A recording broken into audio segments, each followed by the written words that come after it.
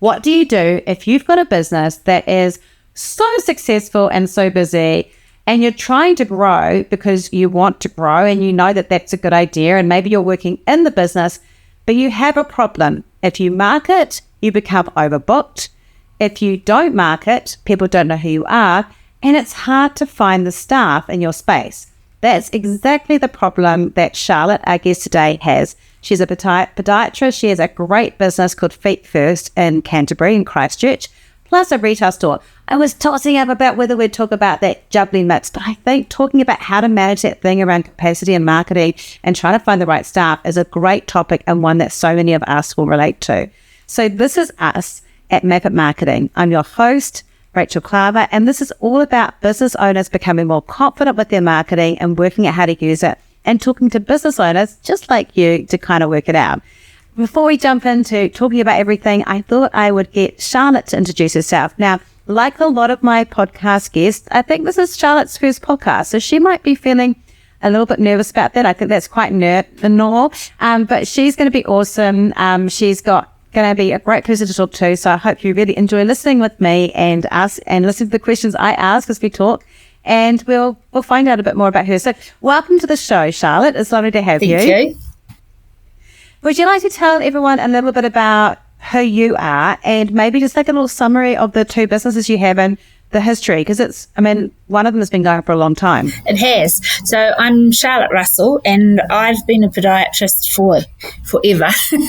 Basically, since I left school, I started my training and graduated. So I've always done podiatry, and I guess I worked for someone else for 3 years, but then since then I've been in my own business, which is probably over 30 years now. And I do feet. I do a lot of aspects of podiatry, which is the management and of just any foot conditions. My area of interest has always been the high risk foot and diabetes and that side of podiatry. Although we have a very general practice, we do we see everyone with all sorts of problems, but that's a bit of a focus I have. And I guess that's what led me into starting a retail outlet for footwear, because people with high-risk feet have a lot of specific needs in their footwear, which are not always catered for that well within the general foot care or footwear that's available. So that's sort of where my second business came into being. But originally I just had my podiatry practice. Yeah. And because they're both next to each other, aren't they? Yes, next door to each other. And initially I started the shoes within the practice, but then shoes being shoes, there's a lot of boxes that you need if you start to get a lot of pairs of shoes. And so space became an issue, and we decided that we would go out and actually have a standalone shoe shop, which we ran for a couple of years completely separate from the business, about 500 metres down the road. And then about 2 years ago, we got the opportunity to actually locate them next door to each other. And that was a good move, good for the retail business, because it's much easier to get your clients to go into the shoe shop if it's right next door, rather than, a kilometre down the road. They sort of say yes, they will, and they drive off in the opposite direction and don't come for weeks. Wow. Yeah, because you are actually, because I've driven past you. Actually, the first time I drove past you, I was like, oh, I know that shop. I know that business. And I was like, that's where she is. Because obviously when we worked together, I was in Auckland and I'd never seen the business. Because it's on one of the busiest roads. It is. So I can imagine if you're trying to get them to turn around, go down the road, they're going to be like, yeah, I'll do that. No, I won't do that today. Or no, it's at the wrong time of day, they won't. But at the moment, we have a car park where they basically park outside the shoe shop and walk in to the practice. So it's right in their face, which is much better for the shoe shop business for sure. Yeah. And I think this is a very funny thing, but we often talk about one of the best ways to grow your business is to look at footfall, and I think that's the most appropriate name right now for what you did. Is to improve the footfall by putting it in a place closer to another business about feet. Definitely. No, it was good. So that's a bit of a win.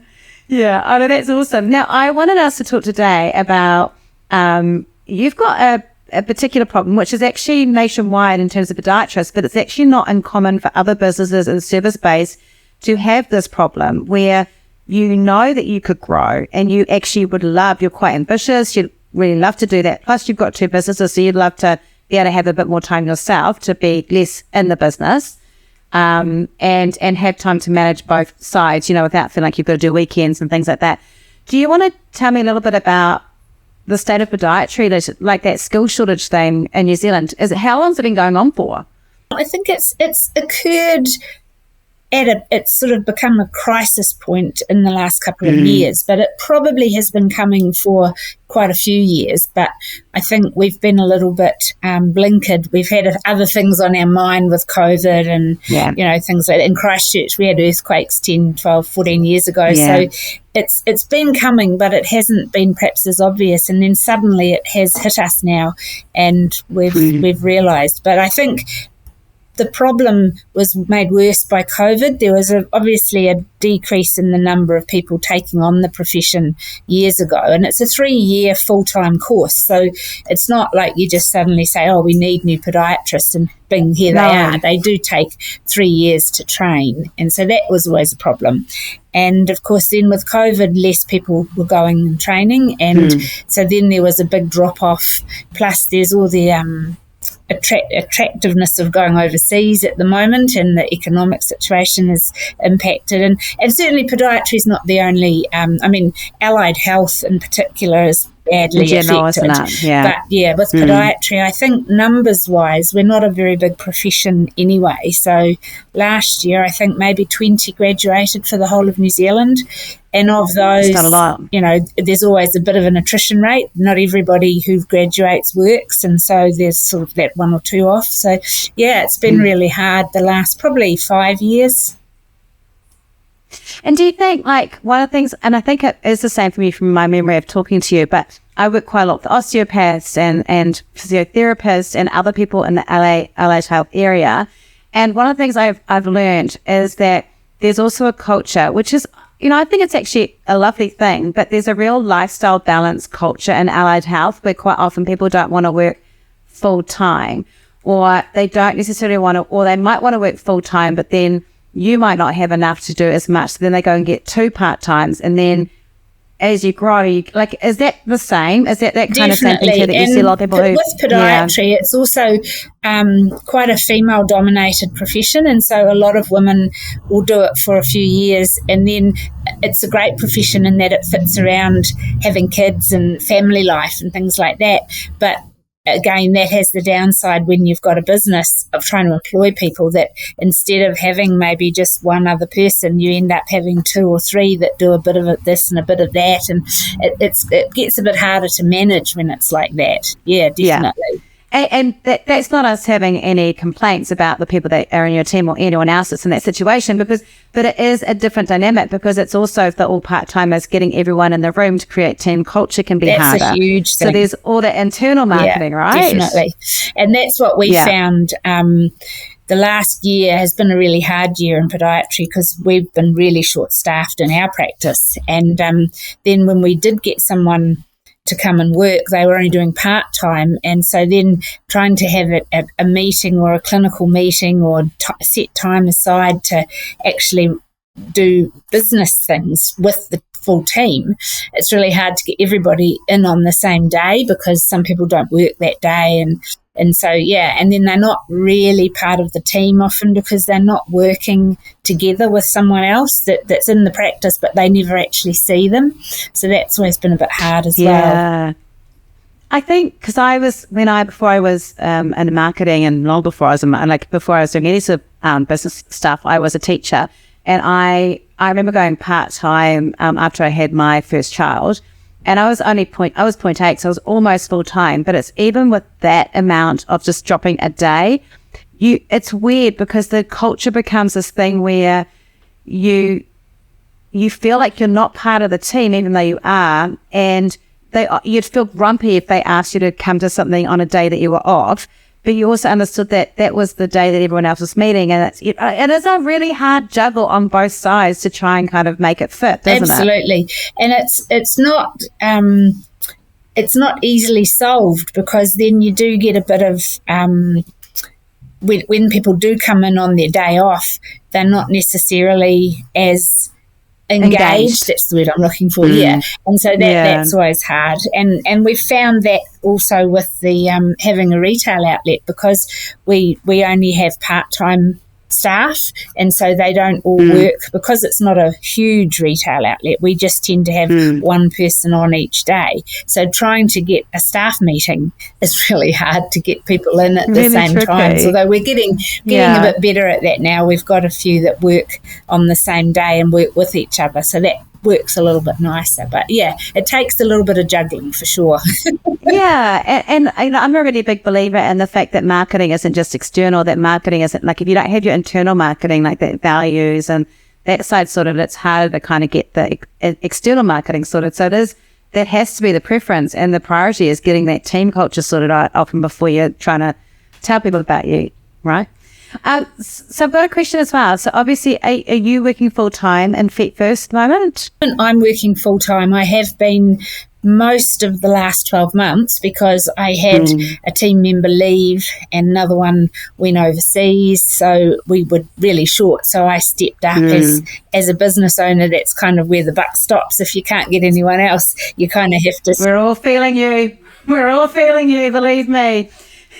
I have, but then in the middle of last year, I actually did go away on holiday for a month, and I came back and I thought, no, this isn't going to work. I have to do something. So I actually just decided to go a bit rogue, and I advertised for a foot care assistant rather than a podiatrist, because I couldn't find a podiatrist. And employed a girl who had been a vet nurse, actually, which was an interesting change of profession. But she's going to be good at like customer relationships. Absolutely. She feels and she comfortable had with bodies. An interesting background with vet nursing, that it's actually very similar to nursing. So she had that nursing background, and she's taken on a lot of... We run a service now called Just Toenails, and she just cuts toenails. And it's actually become something which the podiatry profession in New Zealand really has to look at very closely, because we don't have any training facilities available for a foot care assistant. But it actually is now happening, because there's several practices that are doing the same thing, and it's generated a requirement that there needs to be some sort of training out there. And just recently, in the last month or two, there has been some training started up. So my foot care assistant has joined a set. Yeah. I really love that you found a creative solution that makes it still safe, because it's obviously a little niche thing. I'm also thinking, considering I've got 2 dogs, and I used to be a vet nurse because my dad was a veterinarian, I'm going to say I'm not a big fan of toenails, but if I had to choose between chopping human toenails or a snappy dog, I would definitely choose a human's toenails. I think that was one of the comments she made, was that, well, at least my clients wouldn't bite her. So. Yeah, well, yes, or unless I don't have to muzzle my clients. Yeah, exactly. I mean, you might want to put some, give them some sedatives sometimes, but like.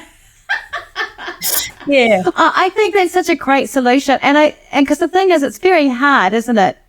If you're the principal person in the business, like, people are going to. I guess the other thing with part-time is that people go, oh, but I want that regular person, which means there's more pressure that comes on in a service-based business to try and get that person booked. Like, I'm imagining your books, you could work 24/7 almost and be fully booked if you wanted to.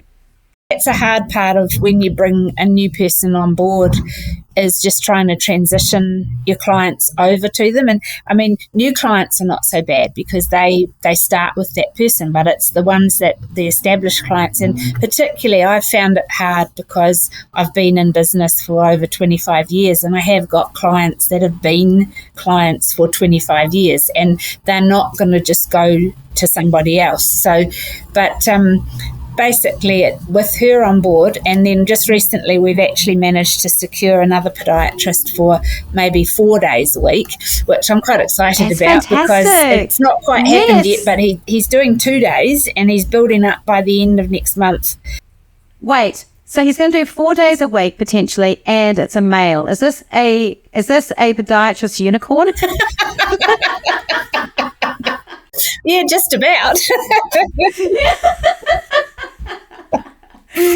Oh, that's cool. That's very good. So that's really exciting, and it's just a matter of managing that transition time to get him busy, but not to alienate our existing clients by we just can't shove them over. So we're just working to build up his client base at the moment, which is just gradual, but it is going to happen, which is very exciting because I'm going to be able to drop a couple of days. So it'll be good. And that gives you space and time to actually have a life, but also to operate the two businesses and think about that strategic stuff on the business then rather than in it, because when I'm working in it I have no time to think about anything else, and it is really hard. But now I'm getting a little bit of time, and it will mean I can actually do a little bit more of that other side of the business, definitely. So I'm quite looking forward to that. I made a decision to have a day a week, and it's taken me, I'm now at about 1.5 days a week that I have that's working on the business. And sometimes that time, admittedly, working on the business does include a few gym sessions and a few other things. But actually, that has been amazing for me too, because I think as business owners, in allied health, that we're often the world's worst people at looking after ourselves. So being able to I find if I take that time out to go to the gym, but also work on a business, I go to the cafe and work, I come back and I'm able to do my job so much more better, and also work out what other things that I'm doing that I could actually pass on to team members that I've been holding on to, because the energy of passing it on to somebody else is sometimes so exhausting. Yeah, I actually think that's very true. And I have lots of ideas. I'm very idea orientated, but a lot of them never actually leave my head because I haven't got time to actually actualize them. They're just thoughts that was around. So, and it's quite nice to now think that I do write lists. I'm a total list writer. I have loads of lists, and I like to cross things off. Oh, me too. Well, okay, I'm actually going to say I like to highlight mine so that I can physically see the proof of it. Like if I cross it off, it's like I just feel like I maybe crossed it off because I made a mistake. Whereas if I highlight it, I feel like, and then I also very much love going to the list and then going, oh no, I forgot to add such and such that I've already done. And I'll add 5 or 6 things that I've already done that day and then highlight them. And I feel very satisfied when that happens. I do that too. I cheat. I think, I did that today. I'll add that on there and then cross it off. I think sometimes it's because you get to turn, you're like, I have been in the game. I am doing such a good job. And then you look at your list and go, I did nothing on the list, but I did lots of other things. I'm going to put them on the list so that I can show you that I've done something today. Yes, I do that. Yeah. Actually, I'll give you a thing. This is my big thing at the moment, and I'm telling everyone, and probably by the time I say this and this goes live, everyone will be like, Rachel, you've already told us like this many podcasts. But my thing at the moment, I've just started doing it with right in the morning. So I've been in a bit of an overwhelm with we had lots of changes, and I feel like my lists are very long and complicated at the moment. So I've got this thing today, so this week, I'm actually going to do it with my group coaching, where basically we're going to have a thing called Moves the Needle. And it's basically every day you have only one task that you have to achieve that moves the needle to make your business a better business. And it's like a one little task. And so if your energy is low, it could be a tiny task like emailing someone you've been putting off. But I've been doing that this week. Oh my gosh, it makes such a difference. And so it's like, if I know I've just achieved that one move the needle task, I've done something to improve my business today, even if it's a busy day. Which I did ages ago. I'm so into it. It makes me feel so much better. And the other thing is, because I'm with Rod, is I talk about it in the morning and he knows what it is. So then when I've done it, because it's lonely in a business, it's so great because I can go and say, I did my move the needle task, and then we get like a high five, and I feel like I'm not the only one caring about it. So I need the reinforcement. Okay, so just a question, because obviously we did some stuff on marketing, and I bet some of that stuff you haven't even about to touch, because I rabbit on about email marketing, and I imagine you're like, well, I'd love to do email marketing, Rachel, but I don't need more clients.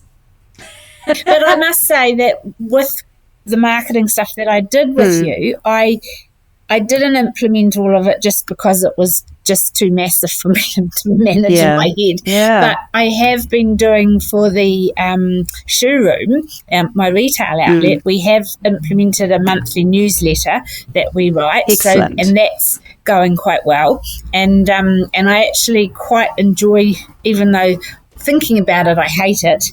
When I actually do it, I actually quite like it when it's done and when I see it. And I think, that's quite cool. We put that together. But thinking about it, I'm not so good at it. It's a bit of a mountain to climb. No one likes it. I like people, I think, worry about working with me when I say I don't really like social media and I don't like creating content. It's not that I love seeing it. It's like my books. I've written 28 books. I hated writing every single one of them. What I love is having the idea, and I love finishing it and having the physical thing. Everything else in between is horrible. And I think that's the same with email marketing. I know what you love is publishing it, but I know what you love even better is when you see sales come in from it and go, I made those. And I do. Yeah. I like it when people say, oh, I read about that in your newsletter and I saw that you had done this in your newsletter. And it's like, yes, that's great. Exactly. So I think, I think that it's normal. I wouldn't worry about feeling bad about that. I'm not going, I do. There are days where I'm excited and I'm pumped about writing content, but most of the time I am forcing myself to be in the zone to do it. And I'm doing it out of habit. And I think I like, once I'm in it, I'm okay. And once it's out, I feel, and I get it in my inbox because I'm on the list. I'm like, oh, that was quite a good email. I really enjoyed that. And I love the feedback, but I don't think lots of us love it. I don't think even people that are meant to love it. Encouraging. So don't worry about that. I bet it's the same with work. I love my job, but there are days where the job feels like hard slog. There are days where it just isn't slide, but the person that's receiving it is still going, this was an amazing session or this was an amazing thing. So I think it's the same as that. We can't be on all the time, can we? So can I ask about, I wanted to ask about how do you transfer that kind of dependency on you? Do you have some techniques that kind of work, with the clients? Obviously you wouldn't do it with the 25-year people because that would be pretty much insulting. You might go, hey, with this thing, we encourage you to do the toenails, for example. So that helps push it on. But if you've got another podiatrist, have you thought about, have you got a system or techniques that help do that? What are some things that you do to help them? At the moment, our new podiatrist has a little bit more of a biomechanical focus, which is sort of more like if someone's got foot pain or sore knees or heel pain is a big one that we deal with. And so any new clients that we get, we are kind of channeling his way because that's an area that he is particularly interested in and they're new clients. So that's a way of getting him new clients is with those people with specific problems that he's more interested in, we can channel his way. Yeah. And at the moment, though, we are still in a bit of a situation where it's just what appointments are available and people ring and I'm still quite booked up. Yeah. So if they want to be seen sooner, then they're going to go to him rather than me. Even some of my older clients who don't rebook each time, they just ring for an appointment, and when they ring and they find they can't wait another 3 or 4 weeks to see me and they can see him in a week's time, then they're happy to do that. So that's sort of a way of getting him new clients as well. It's just a capacity thing at the moment. But going forward, we have talked about marketing a little bit so that we're just getting it, because at the moment I haven't really, for the podiatry practice, I've not done any marketing for a long time because we just haven't had the capacity. But now I kind of woke up in the other night thinking, oh my God, we might run out of clients because we've got so much capacity now that maybe we do need to do some advertising or some marketing of our business. So it's an area we haven't really kind of given a lot of thought yet, but I think it's on the horizon. That's what we're going to have to do just to maintain that flow through of clients to be busy. Yeah. Because I think what I really liked about that is going with a speciality. Like I think often with clients, because I've had to do this too. Like over COVID, I had 2 other strategists who were working with me, and one of the things I found quite tricky was so anyone that is a client over COVID, I just want to apologize in advance for the way I'm going to say this. But when they'd come in, like they'd often go, I know who you are and I want to work with you. And it's almost like I had to re-imprint them with the desire to be with this other person and kind of sell into what their benefits were. And then occasionally it would kind of fall back on me because that person couldn't do it for some reason. And then I'd have to kind of re-imprint that person back to me or someone else and try and sell why that. And I'd say, but I thought that other person was perfect for me. Like it's quite tricky, but you do have to kind of like imprint, like kind of like sell why you're choosing to give them someone, and that it's a prescription almost, of prescribing that person helps. Because, and so I quite like that you're doing that. And I'm thinking that probably, I mean, you know how much I love email, probably just emailing your database a few times, probably, and say, we've got this person who specializes in these areas. That might probably even bring enough work in for him without anything else, to be honest. Would be a good way to just restart some of our clients who we've had and who haven't been back, and then you just say, we've got a new person, and and I have thought about that as being something we could do. So that's, on my list. Yeah, I know. But I would go, if we're going to do a move the needle, that would be a good move the needle thing, wouldn't it? Right. I'll write that on my list. Charlotte's like, I think we should just leave this meeting now. I don't really enjoy the podcast anymore. It's starting to get a little bit too coachy for Rachel. That wasn't part of the plan. But I think, but with him, like, how do people know that he is here? Out of interest, like, did you do a Facebook post? We haven't done anything at the moment. That's how bad it is. But I am going to do a Facebook post. And just introduce him. Yeah, and we have actually put him on our website. So he is on the website now. So, that's good. That's good. That is very good. Well, I'm not going to criticize that. That's very good. But I would probably say, from a marketing perspective, if people don't know he's there, it might be tricky to book with him. I think about that, yes. Yeah. No, he is on our website. We did make a point of putting him up on the website, and on the website we do give a little bit of background for him so that people know who they're booking with, which I think is important, because I know myself, when I look online at things, I always read the blurb about people and decide whether that's the person I want to see or not. So so we have done that. I do too.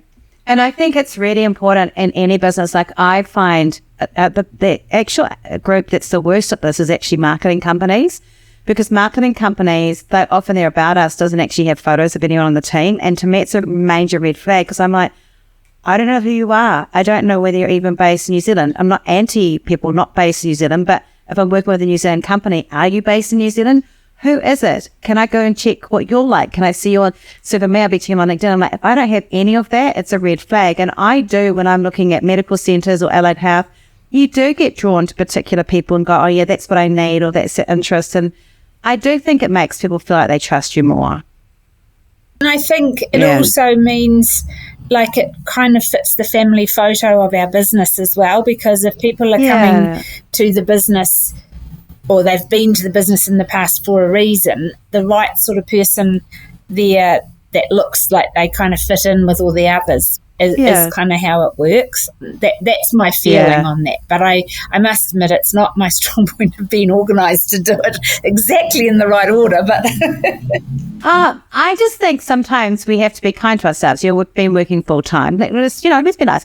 You've been working full time. It's so hard not to go into overwhelm. And when marketing feels like a job, which it is a job, and it's historically been something that does bring more overwhelm, because the reality is, you doing an email out, even promoting him, I reckon one of the feelings of it is, I know that's going to do it, but it's also going to create more work for me, because people are going to go, Charlotte, forgot about Charlotte, and want to book with you. And it's kind of like I'm doing this thing to help him, but it's just going to make me busier. And I think probably that's also going to be causing a stop. Yeah.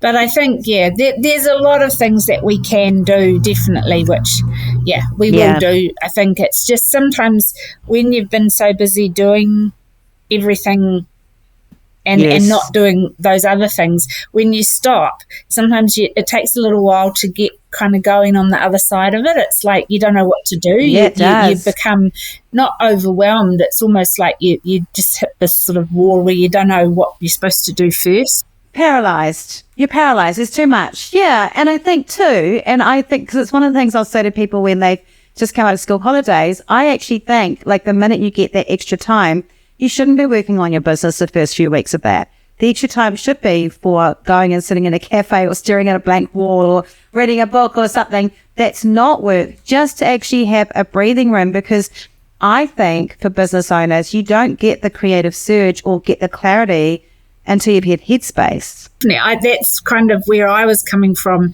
just the other week. I thought, that'd be really great. I'm going to have some time. And I actually just need that time to do nothing for a little bit and just say breathe. Yeah, definitely. Yeah. There's actually, so I'm half Dutch and I'm married to a Dutchman. And I will tell you this, they have a phrase called, I think it's called Nixon. Apologies to anyone who's Dutch who I got the word wrong. But it's basically, I love this. I love that my Dutch ancestry supports this. It's the art of doing nothing. And my daughter, I don't know how she does this, but she'll just do a thing where she goes, I just need to go and chill out. And she'll literally just sit there in a room and stare at a blank wall. I don't understand it. Like, I can't do that amount of nothing. I'm quite an active nothing person. But I do know the more that you take that time to do nothing, the more you get the other stuff sorted out in your head.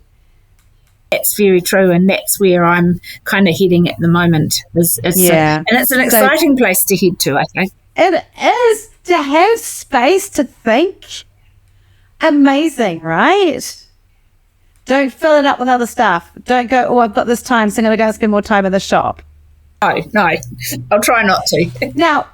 Now, we know that you're at Feet First, and for anyone that's like, I have a podiatry needs, you can go and have a look at Feet First, but don't book with Charlotte. Go and book with a new person because he's amazing. That would be right, wouldn't it? But people can actually, if they've got podiatry issues or they need, is it orthopedic shoes? Is that word cited? We do fashionable functional footwear, so not just orthopedic footwear, but we do a range of shoes that I would say are more orthopedic than fashion, but we try to get shoes that mix a little bit. So people who've perhaps need extra width or extra depth, or they just have difficulty getting their shoes on, we have Velcro fastenings and Velcro extensions. So just a lot of little tips and tricks that make shoes fit better. Or if you've got one foot that's a different size than the other, we can fit an insole in one to fill it up. And we've just got a few little tricks like that. So it's fashionable, but it's not old lady orthopedic shoes. It's nice fashionable shoes, but with a little bit of a orthopedic bent to them. I like that combo. So obviously that's in Christchurch, but it has got an online store. So people wanting to have a look who that could be a bit of me, I need that. Where would they go online to find that? At www.theshoeroom.co.nz. Easy to find. Perfect. It is actually, when I went past, it's actually what I saw first. I mean, I know that place. And then I went, Feet First, and saw that next to it. I went, I know that place. I was very excited. In fact, it was the first time I saw it. This is very important. So it was almost a year ago, and it was the first day we were moving into our new house. And I went past and went, well, that feels cool to me. That feels like that's a sign. Oh, good. Have I been back since? No, but I do live north of Canterbury, like in north of Christchurch, so I've got an excuse. I don't come into town very often. But I felt like it was a symbolic moment for me. Charlotte, it's been a complete pleasure. I really enjoyed this conversation with you, and I really like it too, because I think it's good to talk about that kind of balance between managing capacity, managing time as a business owner to kind of get your headspace around it, and the actual thing around knowing you need to do things and actually having the headspace of doing it and whether you enjoy it. Like, I think all those things are such real things we all have as business owners. I will say though, like, I don't think for business owners, I don't think our jobs are ever done. Like, we just have to make priority choices around what we do. Yeah.